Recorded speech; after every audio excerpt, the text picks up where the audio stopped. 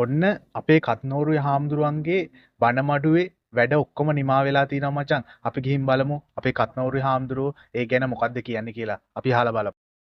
දරුවන් සරණයි සියලු දෙනාටම වෙනතුනේ නිගවරටි ප්‍රාදේශීය ලේකම් කොට්ටාසේ දිවුල්ලෑගොඩ ග්‍රාම සේවා වසමේ පිහිටි ඓතිහාසික පුණ්‍ය භූමියක් තමයි අපේ ගණේවැව පුරාණ විහාරස්ථානය.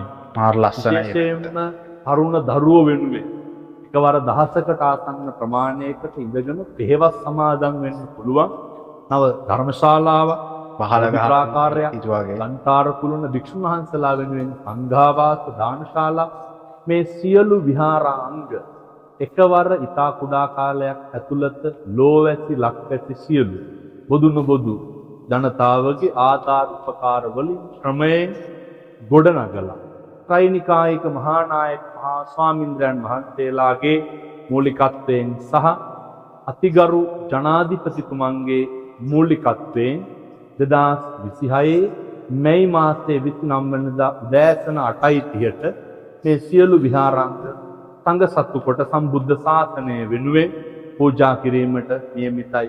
ඔබේ ශ්‍රමයෙන්, ඔබේ මුදලින්, ඔබේ ධනයෙන් ගොඩනැගුණු මේ ඓතිහාසික පින්බිම නව විහාරාංග ඉදිකොට විවෘත කිරීමේ උතුම් වූ අවස්ථාවට සහ සම්බන්ධ වන ලෙස බොහොම කරුණාවෙන් ඉල්ලා සිටිනවා. සියලු දෙනාටම ඔන්න එහෙනම් මැයි 29 තමයි මචං දවස අපේ කත්නෝරුවේ හාමුදුරුවන්ගේ බණමඩුව විවෘත වෙන දවස මචං. ඉතින් ඕගොල්ලන්ගේ සල්ලි වලින් තමයි මචං ඒක නිමා කරගන්න පුළුවන් වුණේ මෙච්චර ඉක්මනට. ඉතින් ඕගොල්ලෝ හැමෝටම ආරාධනා කරනවා මචං.